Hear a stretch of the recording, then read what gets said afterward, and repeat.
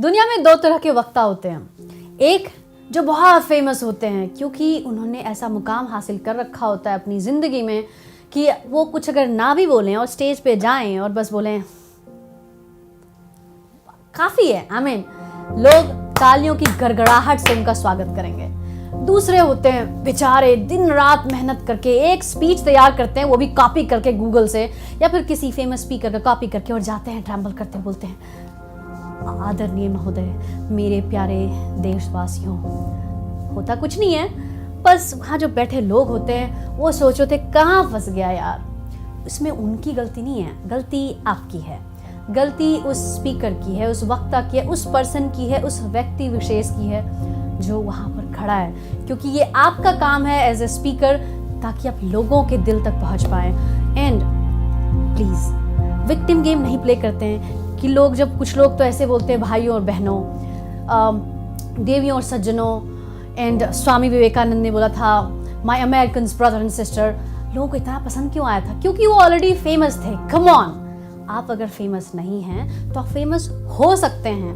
पहला तो ऑफकोर्स जो आपका काम है उसमें आपको जी जान लगाना है। दूसरा, आपको एक ऐसा अभिव्यक्ति दर्शाने की आदत डालनी है हर दिन, हर भाषण में, हर स्पीच में, हर टाइम पे, हर उस मंच पे जहां भी आपको मौका मिलता है। और वो कैसे कर सकते हैं? मैं हूं ना, मैं बताने वाली हूं आपको। बहुत सारे तरीके हैं मंच पे जाकर के छा जाने के, बट मैं आपको बताऊंगी कुछ ऐसे विशेष, कुछ ऐसे अमेजिंग, कुछ ऐसे कमाल के टेक्निक्स जिससे आप from the very first day, कल से ही आप कुछ करिश्मेटिक कर सकते हैं, कुछ कमाल का कर सकते हैं। सो पहला तरीका होगा जो मैं यूज़ किया करती थी जब मैं स्कूल में थी। इसका मतलब ये नहीं कि मैं बहुत चाइल्डिश स्पीचेस देती थी, बहुत अच्छे स्पीचेस देती थी ना। मैं करती क्या थी, मुझे पता था ये कंपटीशन ऑन 15 अगस्त और 26 जनवरी 10-15 लोग तो कम से कम स्पीच भाषण देने ही देने वाले हैं स्टेज पे जाकर के। और मुझे पता था मोस्ट ऑफ देम स्पीच जो देंगे वो ऐसा ही होगा जैसा मैंने आपको दिखाया था। दूसरा स्पीकर 15 दिन मीन्स 1 अगस्त से स्टार्ट हो जाएगा लोगों की प्रिपरेशन, एंड देन वो 15 अगस्त तक आते आते हो जाएगा आदरणीय महोदय, महोदया जी मैं बोलना ये चाहता हूँ। और मैं चाहती थी कम से कम प्लीज़ मेरे साथ ऐसा ना हो। तो मैं क्या किया करती थी, मैं वर्ड्स के साथ प्ले करती थी।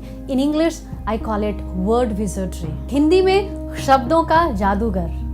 मैं शुरुआत करती थी सरलता, सज्जनता और विद्वता की प्रतिमूर्ति माननीय अध्यक्ष महोदय जी। उसके बाद मत पूछिए ये होता था। Of course I was famous, पर इसका मतलब ये नहीं कि मेरे नाम की वजह से लोग तालियां बजाते थे, बल्कि वो पहला 1 मिनट ऐसा होता था जो लोगों का दिल जीत लेता था। आपको यही ध्यान रखना है अगर आप कमाल का फेमस स्पीकर, एक ग्रेट वक्ता बनना चाहते हैं तो वर्ड्स के साथ प्ले करना सीखिए। शब्दों की जादूगरी जानिए। उसके लिए कुछ नहीं करना है, keep looking into different aspects of life, keep looking into different words. बहुत सिंपल है।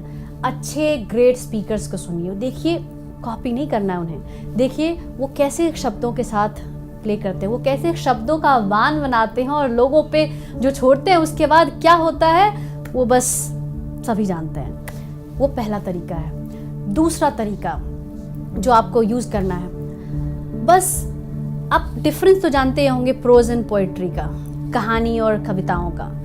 थोड़े से कहानी में अगर कविता को मिक्स कर दिया जाए तो उसका तो मज़ा ही कुछ और होता है। जैसे कि एग्जाम्पल में दूंगे, अब 26 जनवरी पे संविधान के बारे में बात करते हुए लोग डिस्पैरिटी की बात करते हैं, लोग इक्वालिटी नहीं है दुनिया में और कंट्री में, उसकी बातें करते हैं। तो सब बातें करते थे, अरे गाँव पे तो सरकार ने कभी ध्यान ही नहीं दिया, अरे हमारे गाँव को देखो, कोई नहीं जानता कि किस कौन सा पार्ट है, किस डिस्ट्रिक्ट में ही बनाता है, सरकार को इससे कोई मतलब नहीं, बस दिल्ली अच्छी रहे। ऑफ कोर्स मैं उस टाइम दिल्ली में नहीं थी, दिल्ली अच्छी रहे। तो उसको हमने थोड़ा सा शब्दों की जादूगरी के साथ हमने थोड़ा सा कविता का रूप दे दिया था। जैसे कि हमने बोला था दिल्ली सजी है दुल्हन की तरह, गांव की गलियां सजी है विधवा मूरत की तरह। उसके बाद फिर से तालियां। कभी भी बस शब्द पे शब्द, फिर वार्तालाप नहीं करनी हमें, हमें कहानी के साथ कविता और कविता के साथ कहानी ये मिक्स करते रहना है। ऑफ कोर्स उसमें टाइम लगता है, बट अगर आज से शुरुआत करेंगे तो कुछ दिनों में पता नहीं कहाँ होंगे। दुनिया के जितने भी टॉप क्लास स्पीकर रहे हों, चाहे वो बहुत ज़्यादा कॉन्फिडेंस दिखा पाए हों या नहीं स्टेज पे जा कर के, फिर भी उन्होंने दिलों को जीता है। ऐसा क्या था उनके कंटेंट में, ऐसा क्या मसाला डालते थे वो अपनी बातों में, जिससे लोग मंत्रमुग्ध हो जाते थे। दूसरी चीज़, धारा प्रवाह बोलने के लिए आपको ये भी ध्यान रखना होगा कि आप सच कितना बोल रहे हो। नहीं, मैं आपको नहीं बोल रही महात्मा गांधी बन जाओ, मैं आपको बस इतना बता रही हूँ, कुछ तो ऐसा बोलो जो सच हो उसमें। अगर सच नहीं है तो उसको जियो ताकि वो सच लगे।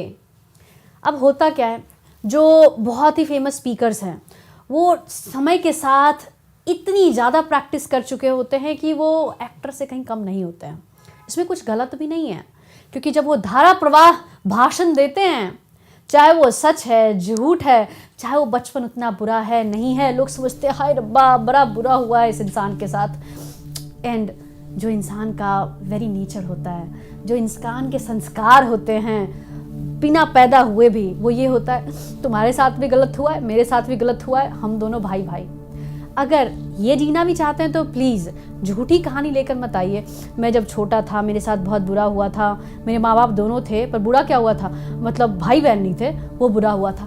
तो बात इतनी सी है, जेन्युइन अगर समझते हैं आप, कुछ जो सच हो, जो आपके दिल के करीब हो, जो आत्मिक सच हो, कम से कम कुछ ऐसे कंटेंट जरूर लाइए।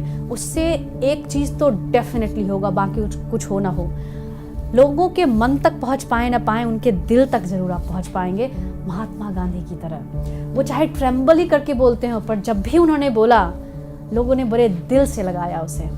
कुछ ऐसे कंटेंट ढूंढिए, कुछ ऐसी बातें लेके आइए जो आपका आत्मिक सच हो, और उसको ऐसे प्रेजेंट कीजिए जैसे वो आपके मुंह से नहीं निकल रहा हो, वो आपके दिल से निकल रहा हो, वो छलक रहा है मोती बन के। कुछ लोगों को ऐसा समझ में आना चाहिए।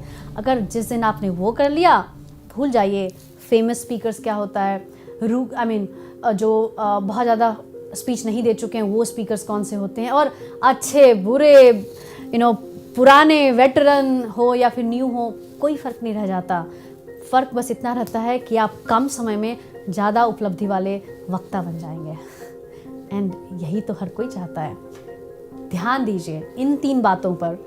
अगर आपने प्रैक्टिस किया इस पे, मैं गारंटी लेती हूँ आज कल परसों वो दिन दूर नहीं जिस दिन लोग आपके आने से पहले ही तालियों की गड़गड़ाहट से आपका स्वागत करेंगे। मैं खुशी Singh signing off. Hindi public speaking का कंटेंट जरूर